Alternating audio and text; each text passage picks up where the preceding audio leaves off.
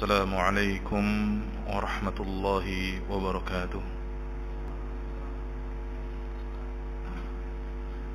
إن الحمد لله نحمده ونستعينه ونستغفره ونعوذ بالله من شرور أنفسنا وسيئات أعمالنا. من يهده الله فلا مضل له ومن يضلل فلا هادي له. وأشهد أن لا إله إلا الله وأشهد أن محمدا عبده ورسوله. يا أيها الذين آمنوا اتقوا الله حق تقاته ولا تموتن إلا وأنتم مسلمون. أما بعد. Puji syukur kita panjatkan kehadirat Allah Subhanahu wa Ta'ala yang telah senantiasa melimpahkan berbagai kenikmatan kepada kita semua, dan salawat serta salam semoga selalu tercurah dan terlimpahkan untuk suri tauladan kita, yaitu Nabi Muhammad sallallahu alaihi wasallam. Allahumma salli wa sallim wa barik ala nabiyyina Muhammadin wa ala alihi wa ashabihi wa man tabi'ahum bi ihsanin ila yaumiddin. Ayyuhal ikhwah rahimakumullah. Pada akhirnya kita di malam hari ini dipertemukan kembali oleh Allah Subhanahu wa Ta'ala pada program kajian rutin pekanan, dan di malam hari ini kita akan melanjutkan pembahasan kitab hadis yang berjudul Bulughul Maram karya Al-Hafidh Ibnu Hajar Al-Asqalani rahimahullah. Dan kitab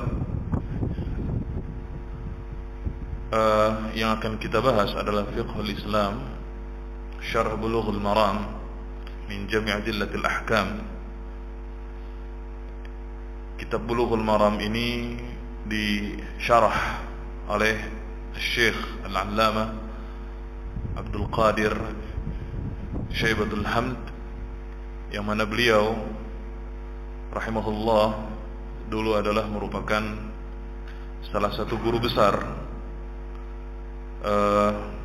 di Universitas Islam Madinah untuk program pasca sarjana, dan beliau juga sempat menjadi pengisi kajian rutin di Masjid An-Nabawi di kota Madinah.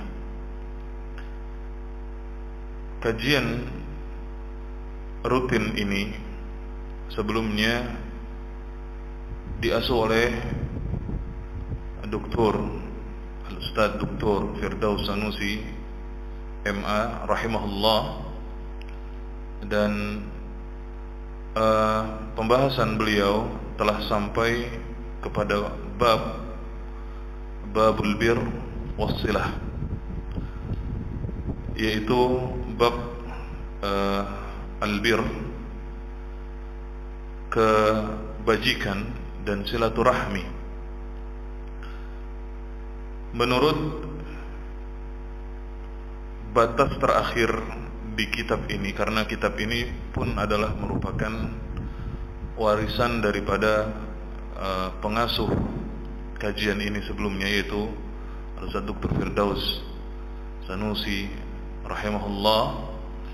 Dan di buku ini sampai kepada pembahasan hadis tentang berbuat baik kepada tetangga. Dan sepertinya jika mendengar rekaman kajian beliau, dan kalau tidak salah kajian terakhir beliau pun saya sempat hadir di akhir waktu, beliau telah membahas hadis tersebut, yaitu membahas tentang perintah dalam agama untuk senantiasa memuliakan tetangga. Hadisnya adalah sabda Rasul sallallahu alaihi wasallam, qala al-muallif rahimahullah, wa an Anas radhiyallahu anhu عن النبي صلى الله عليه وسلم قال والذي نفسي بيده لا يؤمن عبد حتى يحب لجاره أو لأخيه ما يحب لنفسه متفق عليه. Hadisnya berbunyi, dan demi zat yang jiwaku berada di tangannya, tidak beriman seorang hamba. Dalam redaksi yang lain disebutkan tidak beriman salah seorang di antara kalian, la yu'minu ahadukum. Tetapi di dalam hadis yang dibawakan atau redaksi yang dibawakan oleh penulis kitab Bulughul Maram adalah la yu'minu abdun, tidak beriman seorang hamba. La yu'minu abdun di sini adalah penafian nafyul kamal, menafikan kesempurnaan iman, bukan menafikan seluruh iman pada diri seseorang yang melakukan perbuatan yang akan disebutkan setelahnya. Ya, jadi penafian di sini adalah menafikan kesempurnaan iman. Artinya orang yang melakukan perbuatan yang akan disebutkan dalam hadis ini, baik itu bentuknya adalah perintah atau larangan, maka dia tidak dikatakan sempurna imannya, namun tetap dikatakan sebagai seorang mukmin. Hanya saja dia tidak sempurna imannya. Ya, hanya saja dia tidak sempurna imannya. La yu'minu 'abdun, tidak, seorang hamba tidak dikatakan beriman sampai dia mencintai, hatta yuhibbu li jarihi. Ya, hatta yuhibba li jarihi, sampai dia mencintai tetangganya. Dalam riwayat yang lain dikatakan hatta yuhibba li akhihi, sampai mencintai saudaranya. Ma yuhibbu li nafsihi, sebagaimana dia mencintai kebaikan untuk dirinya sendiri. Artinya ketika kita ingin diperlakukan dengan baik oleh orang lain, maka kita harus memperlakukan orang lain dengan cara yang baik juga. Al jaza'u min jinsil amal. Ya, ini yang dimaksud dalam hadis yang mulia ini, muttafaqun alaih. Hadisnya muttafaqun alaih, ya, rawahul Bukhari wa Muslim dalam sahih keduanya. Dan hadis ini sangat agung sekali, ikhwah, yang menunjukkan bahwa Islam ini adalah agama yang sangat menjaga persaudaraan. Islam adalah agama yang menjaga perasaan orang lain. Makanya dalam hadis ini kita diperintahkan untuk memuliakan saudara kita, li akhi, ya, saudara kita, memuliakan tetangga kita. Sebagaimana dalam hadis lain juga Rasulullah SAW bersabda, "Man kana yu'minu billahi wal yawmil akhir falyaqul khairan aw liyasmut, wa man kana yu'minu billahi wal yawmil akhir falyukrim jarahu, wa man kana yu'minu billahi wal yawmil akhir falyukrim dhaifahu," kata Rasulullah SAW. Barang siapa yang beriman kepada Allah dan hari kiamat, maka hendaknya dia mengucapkan perkataan yang baik atau diam. Dan barang siapa yang beriman kepada Allah dan hari kiamat, maka hendaknya dia memuliakan tetangganya. Ya, memuliakan tetangga. Ini adalah suatu perintah yang sangat besar dalam Islam. Bahkan kata Rasulullah SAW, Jibril senantiasa mewasiatkan kepadaku untuk berbuat baik kepada tetangga, sampai aku menyangka bahwa tetangga itu mendapat apa? Mendapat warisan. Sampai seperti itu. Ya. Perintah untuk berbuat baik kepada tetangga. Dan ini juga mengajarkan kepada kita bahwa Islam adalah agama yang mengajarkan manusia untuk bersosial. Manusia itu adalah makhluk sosial, berinteraksi dengan orang lain, bukan menjadi manusia yang tertutup. Kalau bahasa anak sekarangnya apa? ansos, antisosial. Ya. Tidak, Islam itu tegur sapa, Islam itu memberikan salam, ya, Islam itu talqul wajh, bermuka yang berseri-seri kepada orang lain, senyum kepada orang lain. Itulah Islam. Itulah indahnya Islam, ikhwah. Inilah akhlak yang diajarkan oleh Rasul kita yang mulia sallallahu alaihi wasallam. Ya. Dan barang siapa yang beriman kepada Allah dan hari akhir, hendaknya dia memuliakan tamunya. Apa kata para ulama tentang hadis tersebut? Pada hadis tersebut disebutkan persyaratan untuk menjadi orang yang beriman. Maka syaratnya apa? Dia berkata yang baik atau diam. Untuk menjadi orang yang beriman, maka dia harus memuliakan tetangga. Untuk menjadi orang yang beriman, maka dia harus apa? Memuliakan tamu. Inilah Islam, ikhwah, yang dirahmati oleh Allah Subhanahu wa taala. Makanya di sini dikatakan la yu'minu 'abdun hatta yuhibba li jarih. Seorang hamba tidak dikatakan beriman, yakni la yablugh insan darajatul mu'minin. Apa nih? Kalimatnya salah. Seorang hamba atau seorang manusia tidak akan bisa mencapai derajat orang-orang mukmin yang sempurna imannya sampai dia memuliakan tetangga. Sekarang, apa batasan tetangga? Dalam hadis ini, kalau kita telaah kitab Fathul Bari tentang bab adab ini, penulis yang sama, yaitu Al-Hafidz Ibnu Hajar Al-Asqalani rahimahullah, membawakan beberapa pendapat. Ada yang mengatakan bahwa yang disebut tetangga itu adalah orang yang sholat subuh berjamaah bersamamu. Itu disebut sebagai tetangga. Ya. Ada yang berpendapat bahwa tetangga itu adalah 40 rumah di setiap sisi. Depan 40 rumah, belakang 40 rumah, kanan 40 rumah, kiri 40 rumah. Ada yang berpendapat bahwa tetangga itu adalah 40 rumah total di sekeliling kita. Artinya 10 depan, belakang 10, kanan 10, kiri 10. Tapi pendapat-pendapat ini tidak berdasarkan hadis yang sahih. Atau bahkan Al-Hafidz Ibnu Hajar Al-Asqalani mengatakan bahwa orang-orang yang berpendapat demikian, yang membawakan hadis tentang bahwa tetangga itu 40, ya, yang sholat berjamaah bersamamu, ini semuanya adalah hadis yang tidak ada asalnya. Maka beliau rahimahullah lebih berpendapat bahwa tetangga itu kembali kepada urf, ya, al-adat muhakkamah. Dalam kaidah dikatakan al-adat muhakkamah, ya. Dan adat itu membatasi jika idza kana syar'i la yuhaddid. Ketika syariat itu tidak memberikan batasan, maka batasan itu kembali kepada adat, kebiasaan atau urf. Ya, kembali kepada kebiasaan, urf, adat, kebiasaan. Seperti kasus yang lain, misalnya berapa jarak seseorang dikatakan telah safar. Ya. Berapa jarak jauh masafah seseorang dikatakan telah safar. Ini para ulama berbeda pendapat. Ada yang mengatakan kembali kepada urf, kembali kepada kebiasaan adat masyarakat setempat. Maka tidak ada batasan dari Rasul sallallahu alaihi wasallam tentang jarak safar. Jarak sebuah perjalanan dikatakan sudah masuk jarak safar. Meskipun ada hadis-hadis yang dikiaskan dalam hal ini, ya.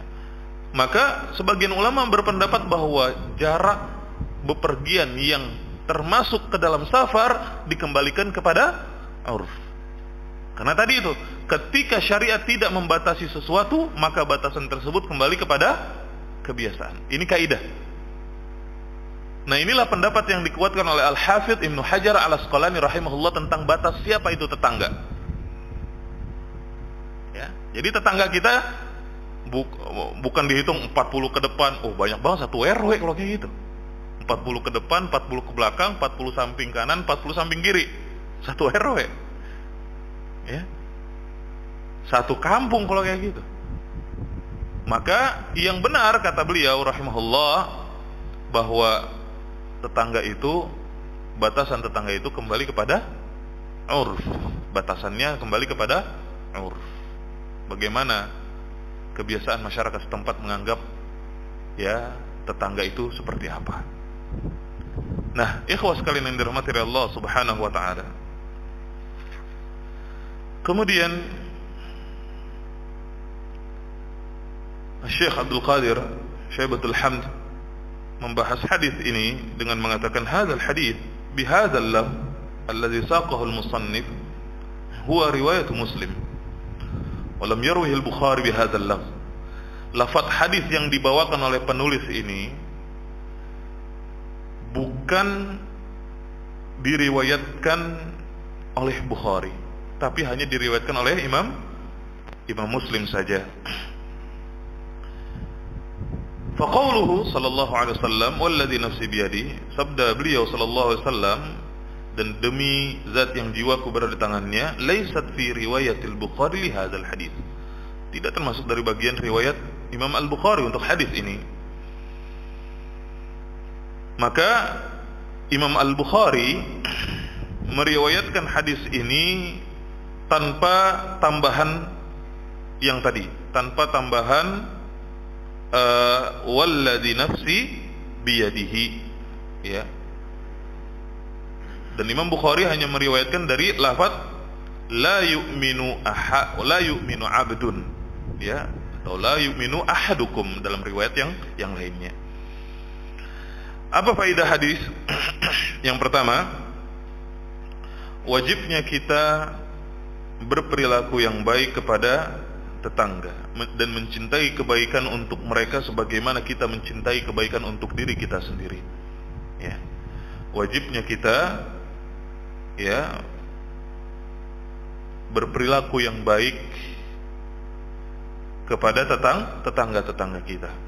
Ya, dan sekali lagi ikhwah, batasan tetangga dalam pendapat yang rajih adalah kembali kepada kebiasaan urf, ya, tidak dibatasi dengan berapa jumlah tetangga yang di depan, belakang, dan pada setiap sisinya, tidak. Ya, wajibnya kita berperilaku yang baik kepada tetangga kita dan mencintai kebaikan untuk mereka sebagaimana kita mencintai kebaikan untuk diri sendiri. Yang kedua, berbuat baik kepada tetangga mencakup dalam perkataan dan perbuatan. Ya. Perkataan kita harus baik kepada tetangga. Tingkah laku kita, perbuatan kita harus baik kepada tetangga. Apalagi kalau tetangganya yang paling dekat dengan kita. Apalagi kalau tetangganya yang paling dekat dengan kita. Tetangga yang persis di samping kita, tetangga yang persis di depan kita, tetangga yang persis di belakang kita, mereka lebih berhak untuk mendapatkan kebaikan dari kita sebelum tetangga-tetangga yang jauh. Selama itu masih batasan dalam uruf tadi. Ya. Jadi berbuat baik kepada tetangga itu mencakup perkataan dan perbuatan. Jangan hanya sikap kita yang baik kepada mereka, tapi perkataan kita tidak. Depan tetangga kita senyum, di belakang tetangga kita ngomongin, di belakangnya kita jelek-jelekin. Ini nggak benar. Yang seperti ini salah.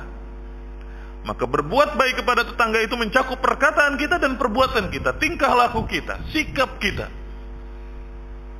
Ya, ini faedah yang kedua yang hendaknya kita ambil dan kita amalkan. Yang ketiga, wajib untuk menjaga saudara kita yang muslim dan membantu mereka. Ya, wajib menjaga saudara kita yang muslim dan membantu mereka. Dalam sebuah hadis Rasulullah sallallahu alaihi wasallam bersabda,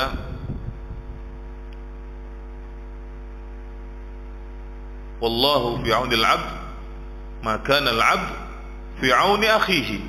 Allah senantiasa menjaga dan melindungi seorang hamba selama dia menjaga dan melindungi saudaranya. Ya. Dan tentu ikhwah yang dirahmati oleh Allah, di dalam Islam Allah menjadikan kita bersaudara.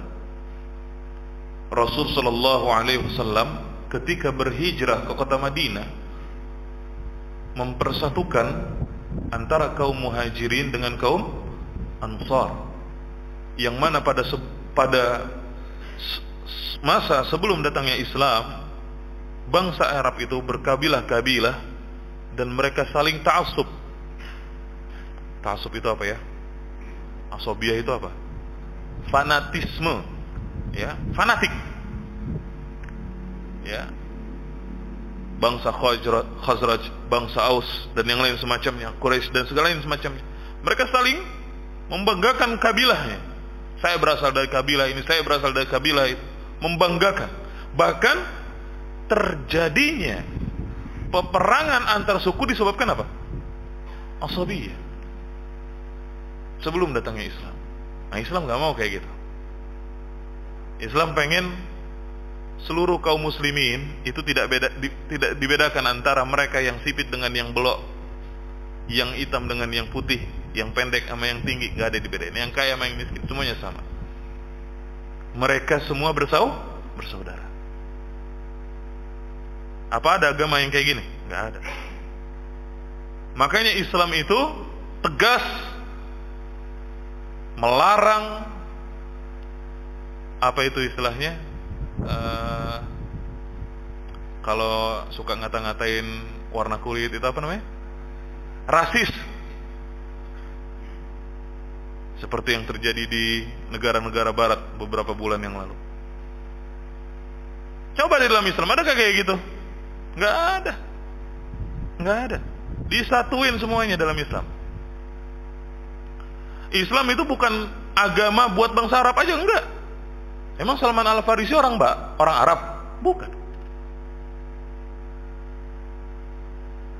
Dan sahabat-sahabat yang lainnya, ada yang berasal dari bangsa Romawi, ada yang berkulit hitam, ada yang budak. Islam. Ya, nah itulah Islam. Nah, karena kita dipersaudarakan dalam Islam, maka kita harus menjaga saudara kita. Harus menjaga saudara kita. Dan tentunya kita harus lebih memperhatikan saudara yang paling dekat sebelum kita memperhatikan saudara yang jauh. Itu Islam. Ada prioritas. Di dalam Islam juga dikenal prioritas. Tentu yang dekat ya harus lebih berhak untuk didahulukan sebelum yang jauh. Seperti contohnya bertetangga kita itu disuruh oleh Rasulullah SAW kalau membuat sebuah masakan untuk memperbanyak kuahnya. Jangan kita ngebagiin tetangga yang 5 rumah dari kita, tetangga yang sebelah kita nggak dapat. Dia yang nyium baunya, dia yang nyium wanginya, dia nggak dapat. Ya, 5 rumah setelahnya dapat. Nah, ini jangan sampai kayak gitu. Nah, Islam mewajibkan kita untuk menjaga, melindungi saudara kita sesama muslim. Dan seperti faedah yang sebelumnya, hendaknya kita memberikan mereka kebaikan sebagaimana kita ingin mendapatkan kebaikan.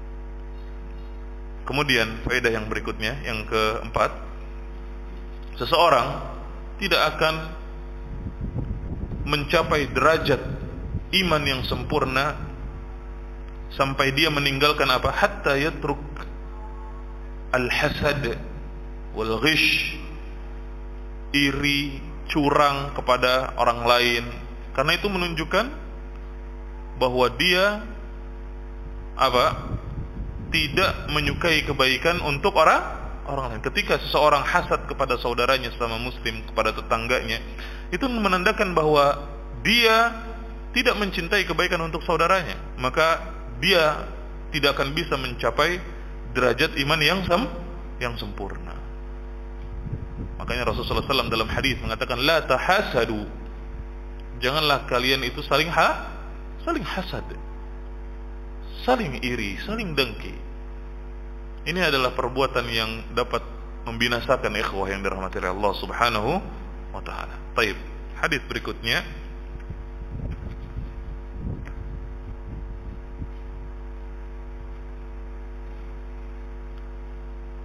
yaitu hadis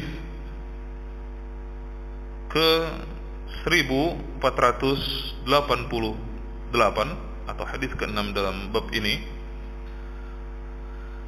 وقال المؤلف رحمه الله وعن ابن مسعود رضي الله عنه قال سألت رسول الله صلى الله عليه وسلم أي ذنب أعظم. Dari sahabat yang mulia Abdullah ibnu Mas'ud radhiyallahu anhu, dia berkata, aku bertanya kepada Rasulullah sallallahu alaihi wasallam, dosa apakah yang paling besar? Maka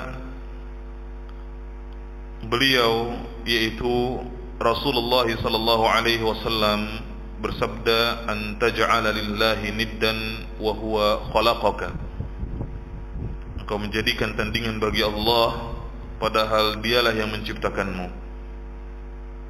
Qultu, aku bertanya lagi, thumma ayyu, kemudian apa lagi wahai Rasulullah sallallahu alaihi wasallam? Maka kemudian ya Rasulullah sallallahu alaihi wasallam menyebutkan dosa besar yang berikutnya adalah an taqtula waladaka khasyah ay ya'kula ma'ak, engkau membunuh anakmu karena takut ia makan bersamamu. Ya. Gak mau punya anak karena takut apa nih? Kalau takut makan bersama kita artinya takut apa? Takut kismin, takut miskin. Ya. Padahal kata Allah Subhanahu wa taala, yaitu di surat apa?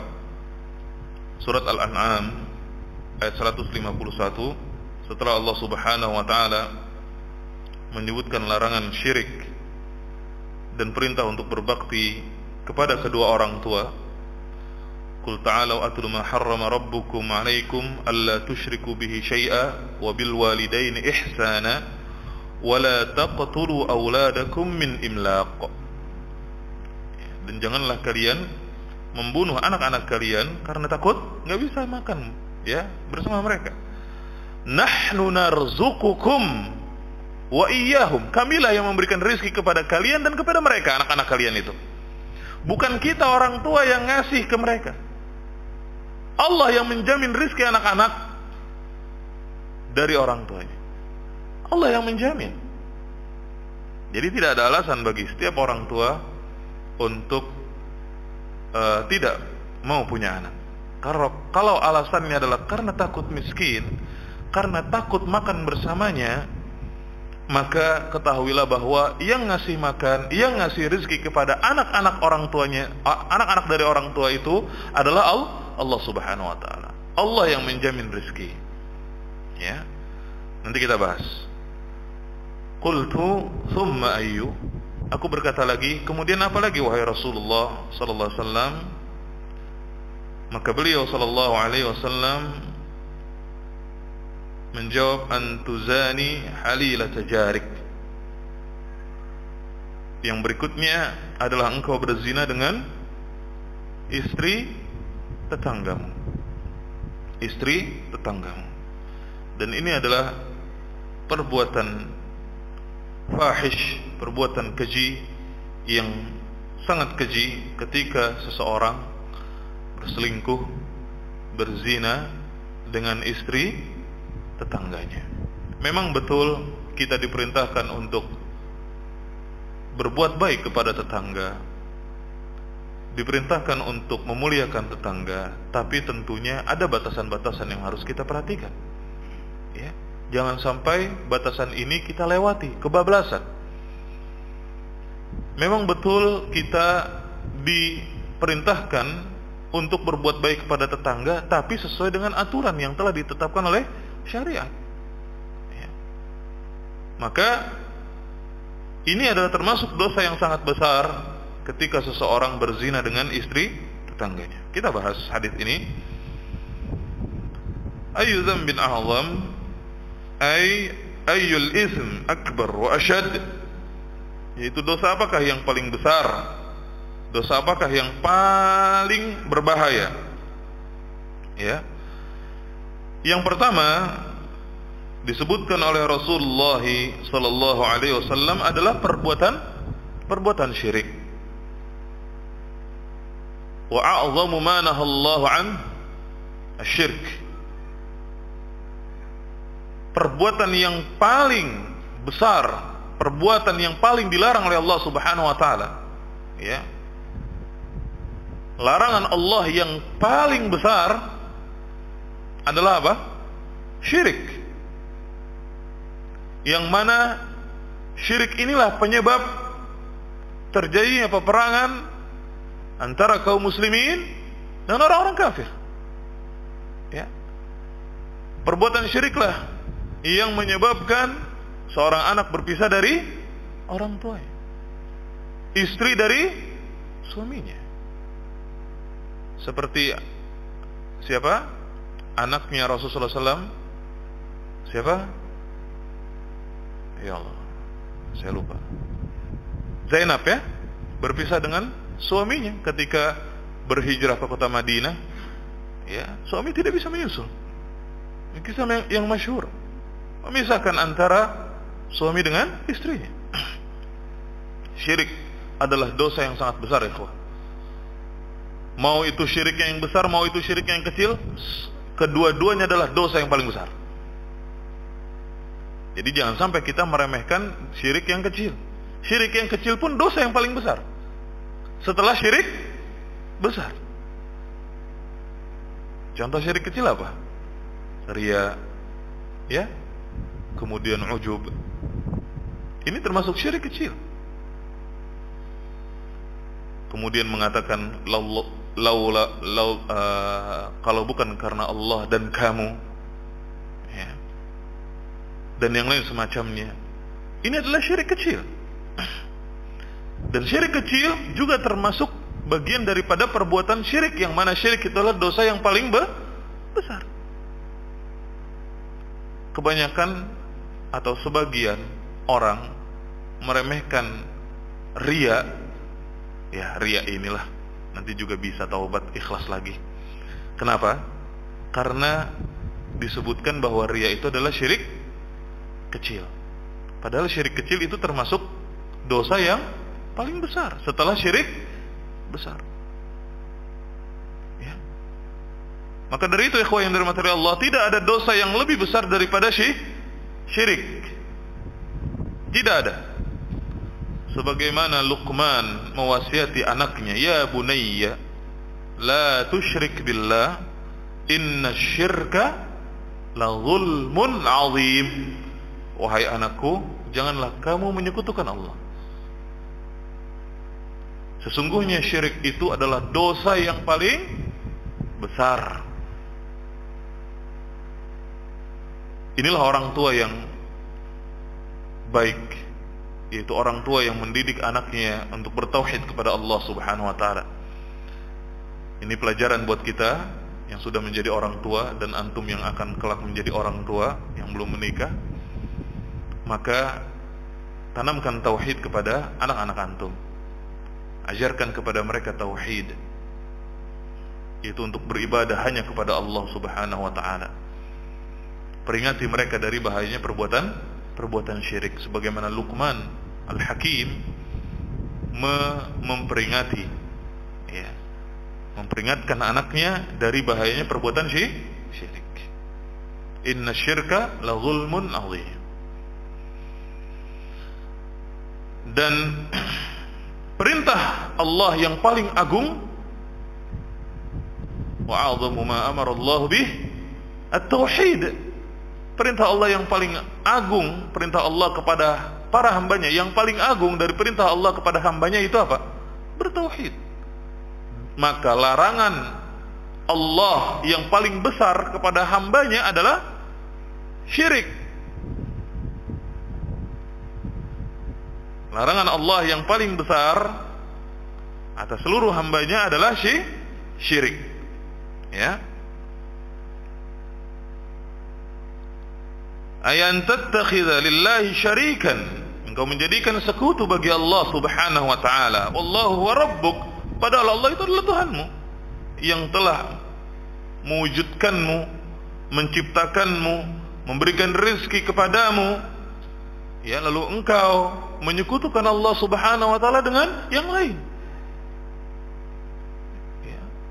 Engkau berbuat durhaka kepada Allah Subhanahu wa taala dengan cara menyekutukan Allah Subhanahu wa taala dengan yang lainnya. Apa itu tauhid, ikhwah? Tauhid adalah ifradullah taala bil ibadah. Ini makna yang paling khusus dari at-tauhid, sebagaimana ini disebutkan oleh Syekh Al-Allamah Al-Hafidh Muhammad bin Abdul Wahhab At-Tamimi rahimahullah. Ya. Beliau mengatakan bahwa at-tauhid huwa ifradullah ta'ala bil ibadah. Mengesahkan Allah Subhanahu wa taala dalam ibadah. Ya. Ini adalah tauhid. Dan tauhid adalah sebesar-besarnya perintah Allah. Perintah Allah yang paling agung kepada hambanya adalah tauhid. Wa ma khalaqtul jinna wal insa illa liya'budun. Ya. Kemudian ikhwah yang dirahmati oleh Allah Subhanahu wa taala, disebutkan bahwa sebesar-besarnya dosa, a'zamudz dzamb, sebesar-besarnya dosa adalah antaj'ala lillahi niddan wa huwa khalaqaka. Dalam riwayat yang lain dikatakan seperti itu. Sebesar-besarnya dosa adalah engkau menjadikan tandingan bagi Allah Subhanahu wa taala, padahal Allah lah yang menciptakanmu. Yaitu engkau menjadikan sekutu bagi Allah Subhanahu wa taala, padahal Allah lah Tuhanmu yang telah mewujudkanmu dan menciptakanmu. Ya, hanya Allah lah yang mampu melakukannya. Maka Allah tidak memiliki sekutu, Allah tidak memiliki tandingan, Allah tidak memiliki wakil, ya, Allah tidak memiliki syabih yang menyerupai Allah Subhanahu wa taala, wala mathil, tidak ada yang menyerupai Allah Subhanahu wa taala. Qul huwallahu ahad, Allah itu ahad, Allah itu as-samad, lam yalid wa lam yulad wa lam yakul lahu kufuwan ahad. Inilah aqidah muslim. Qul ya ayyuhal kafirun la a'budu ma ta'budun wa la antum 'abiduna ma a'bud. Inilah aqidah muslim. Ini aqidah yang harus kita jaga, ikhwah yang dirahmati Allah. Jangan sampai aqidah ini tercoreng. Jangan sampai aqidah ini rusak. Harus terus dijaga. Bagaimana cara menjaga akidah? Salah satunya adalah dengan terus mempelajari tauhid, tauhid awalan, tauhid awalan. Ya, tauhid yang terus didahulukan dalam belajar dan terus dimurajaah. Kemudian, udah masuk Isya belum? Berapa menit lagi Pak Budi? 3 menit. Thumma ayyu, Abdullah bin Mas'ud radhiyallahu anhu kemudian bertanya lagi kepada Rasulullah, kemudian setelah itu apa lagi wahai Rasulullah? Ayyu dzambin a'dhamu ba'da syirk, dosa apa yang paling besar setelah syirik? Maka Rasul sallallahu alaihi wasallam mengatakan, anta qatula waladaka khasyata ay ya'kula ma'ak, engkau membunuh anakmu karena takut dia makan bersamamu. Ya, yaitu seseorang membunuh anaknya Karena takut min khaufil faqr wal imlaq. Karena takut miskin. Karena takut nggak bisa ngebiayain anak. Padahal hukum asalnya dalam pernikahan itu hendaknya kita memperbanyak anak. Hukum asalnya menikah untuk itu. Ya, salah satu tujuan menikah adalah untuk memperbanyak apa? Keturunan. Makanya Rasulullah SAW memerintahkan seorang laki-laki untuk menikahi wanita yang seperti apa? Tazawwaju al-waludil wadud. Nikahilah oleh kalian wanita yang subur dan penyayang. Bagaimana kita tahu wanita yang penyayang? Lihat keturunannya, cari informasinya. Karena Rasulullah SAW berbangga dengan jumlah umat yang banyak di hari kiamat nanti. Ya, ini salah satu ghayah atau tujuan daripada sebuah pernikahan. Salah satunya adalah untuk memperbanyak anak. Maka ketika seorang laki-laki menikah dengan wanita kemudian dia membatasi kehamilan tanpa alasan yang dibenarkan, sekali lagi yang digarisbawahi adalah tanpa alasan yang dibenarkan. Hanya takut apa? Hanya takut miskin, hanya takut nggak bisa ngebiayain dan yang lain semacamnya. Karena takut karena kerjaannya begini nanti gimana? Banyak pertimbangan masalah ekonomi. Maka ini bertentangan dengan tujuan daripada sebuah pernikahan. Kecuali ada alasan-alasan tertentu yang apabila ditimbang dengan syar'i maka itu diperbolehkan. Ya. Seperti misalnya khawatir atas kesehatan istri. Maka boleh gak membatasi kehamilan? Bukan memutus kehamilan. Kalau memutus kehamilan jelas gak boleh. Membatasi kehamilan apabila ada alasan yang syar'i maka diperbolehkan. Misalnya ikut program KB atau dalam sebuah riwayat para sahabat mengatakan, kalau tidak salah dari Abdullah bin Mas'ud atau Abdullah ibnu Abbas, saya lupa, sahabat mengatakan kunna na'zil wal Qur'an yanzil. Kami melakukan azal sedangkan wahyu diturunkan. Azal itu artinya tidak mengeluarkan sperma di dalam istri, tapi di luar. Sedangkan wahyu itu turun. Ya, sedangkan wahyu turun. Artinya tidak ada larangan untuk melakukan azal. Atau kalau zaman sekarang kan banyak ahli misalnya KB dengan mengikuti jadwal haid istri, ya, bisa seperti itu. Ya. Asalkan ada satu alasan yang bisa pertimbangkan dalam syariat, maka itu nggak apa-apa. Tapi kalau misalnya membatasi kehamilan tanpa alasan yang dibenarkan, karena pengennya punya anak 2 aja, takut repot dan yang lain semacamnya, maka ini nggak benar. Maka ini termasuk ke dalam larangan hadis ini. Perbuatan itu termasuk ke dalam larangan di dalam hadis ini. Bisa jadi seperti itu. Wallahu a'lam bishawab. Silakan azan dulu Pak Budi. Terus siapa?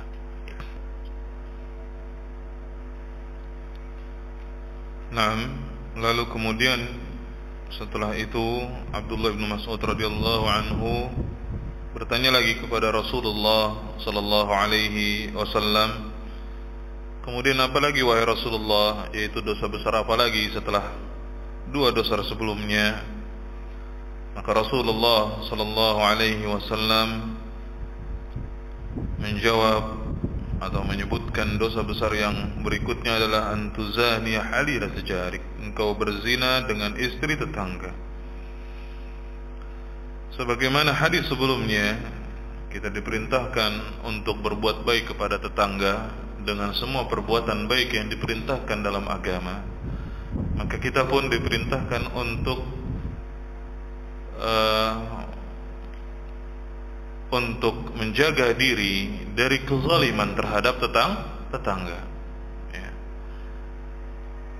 Bukan hanya kita memberikan kebaikan kepada tetangga, perintah untuk memuliakan tetangga bukan hanya memberikan kebaikan kepada tetangga, tapi kita juga diperintahkan untuk tidak menzalimi mereka dengan perbuatan zalim apapun. Dan zina, sebagaimana Allah sebutkan di dalam Al-Quran, وَلَا تَقْرَبُوا الزِّنَا إِنَّهُ كَانَ فَاحِشَةً. Dan janganlah kalian mendekati perbuatan zina. Sesungguhnya zina itu adalah fahisyah. Zina itu adalah perbuatan yang keji. Ya. Dan kekejian dalam perzinahan itu bertingkat. Berzinanya seseorang dengan wanita orang lain tentu tidak seperti zinanya seseorang misalnya dengan saudarinya sendiri. Maka kekejian dalam perbuatan zina itu bertingkat, dan salah satu perbuatan zina yang paling keji adalah melakukan perzinahan dengan istri tetangga. Ini salah satu perbuatan zina yang paling keji. Ya. Tingkatan zina yang paling keji salah satunya adalah engkau berzina, kata Rasul sallallahu alaihi wasallam, "Tuzani halilat jarik." Engkau berzina dengan istri tetanggamu. Maka dari itu ikhwah yang dirahmati Allah, saya berwasiat kepada diri sendiri dan antum semua agar kita menjaga batasan interaksi antara laki-laki dan perempuan yang bukan mahram. Ya. Jagalah batasan interaksi antara laki-laki dengan perempuan yang bukan mahram di lingkungan tempat kita tinggal, di lingkungan tempat kita bekerja, dimanapun kita berada. Jagalah interaksi antara laki-laki dengan perempuan yang bukan mahram. Jangan sampai ketika kita meremehkan hal itu, maka kemudian menjadi pintu perzinahan. Ya. Ingat ikhwah yang dirahmati Allah Subhanahu wa taala, semuanya ada batasan. Semuanya ada batasan. Jangan sampai kita kebablasan. Ikhwah yang dirahmati Allah, 3 dosa besar yang disebutkan oleh Rasul dalam hadis ini hanya sebagian dari dosa-dosa besar yang lainnya. Ya, tentunya kalau kita mau membahas tentang dosa-dosa besar, itu sangat banyak. Dan para ulama banyak menuliskan kitab tentang kumpulan dosa-dosa besar, seperti Al-Imam Az-Zahabi rahimahullah menulis kitab Al-Kabair, dosa-dosa besar yang membinasakan.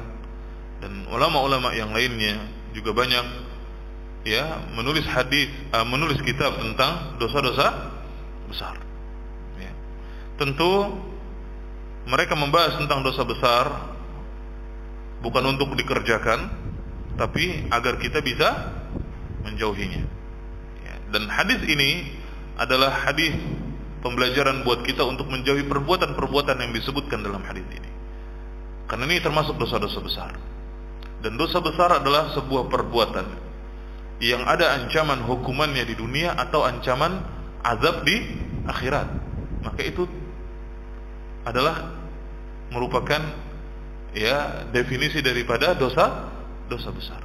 Perbuatan yang dilarang apabila ada hukumannya di dunia atau ada azab, ancaman azab di akhirat, maka perbuatan itu termasuk dosa besar. Seperti apa misalnya contoh perbuatan yang dilarang kemudian ada hukumannya di dunia? Zina. Hukuman zina bagi seseorang yang belum menikah, maka dia dicambuk sebanyak 100 kali, lalu kemudian diasingkan selama satu tahun. Apabila dia menikah, statusnya adalah menikah, baik itu masih memiliki seorang istri atau suami, atau sudah berpisah. Ala kulli hal dia menikah, pernah menikah atau pernah menikah, lalu kemudian berzina, maka hukumannya apa? Adalah dirajam, dilempari dengan batu sampai mati. Ini hukuman Islamnya. Dan ini hukuman yang diberlakukan dalam Islam di dunia. Maka zina perbuatan dosa yang besar. Contoh lain perbuatan yang dilarang dalam Islam lalu kemudian memiliki hukuman di dunia adalah mencuri, misalnya dengan batasan-batasan yang ditentukan dalam syariat. Maka apabila seorang mencuri sampai batasan yang ditentukan oleh syariat, maka syariat Islam memerintahkan untuk memotong tangan pencuri. Atau perbuatan yang dilarang dalam Islam lalu kemudian mendapat ancaman azab di akhirat, seperti laknat, masuk neraka dan yang lain semacamnya, maka itu juga termasuk daripada perbuatan dosa besar. Ya. Nah, ketiga, dosa ini bukan hanya wajib kita ketahui, tapi juga wajib kita jauhi. Baik, saya langsung sebutkan faedah hadisnya, bahwasanya a'zamul ma'asi, sebesar-besarnya maksiat, bentuk kemaksiatan yang paling besar, bentuk kedurhakaan yang paling besar adalah asyirku billahi azza wa jal, adalah berbuat syirik kepada Allah subhanahu wa ta'ala. Kemudian termasuk dosa besar yang kedua, al-qatlu bighairi haq, membunuh orang lain tanpa hak.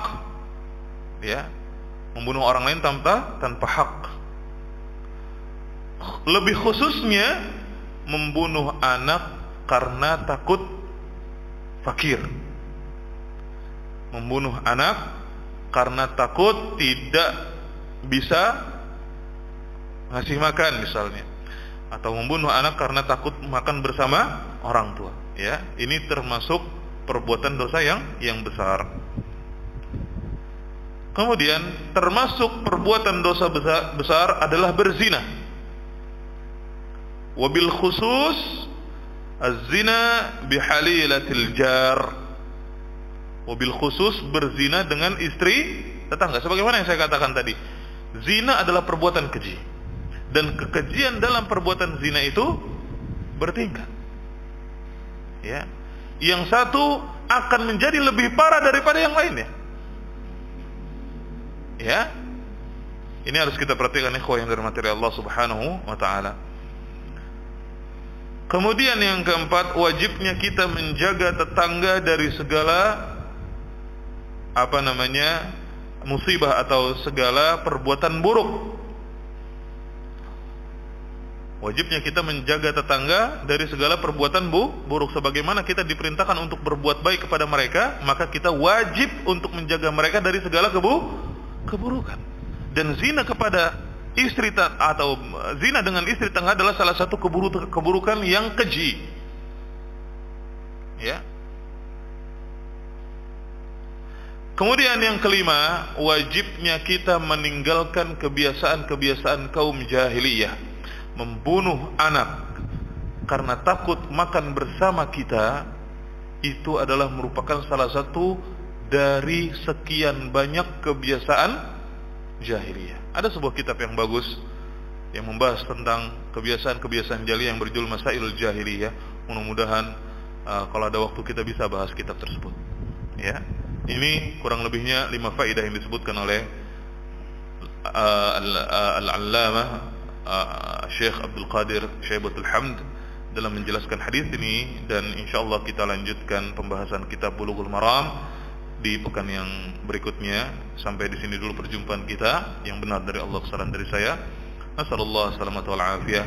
Wa sallallahu wasallam wa baraka ala nabiyina Muhammad wa ala alihi wa sahbihi wasallam. Kita akhiri dengan doa kafaratul majlis. Subhanakallahumma wa bihamdik, asyhadu an la ilaha illa anta, astaghfiruka wa atubu ilaik.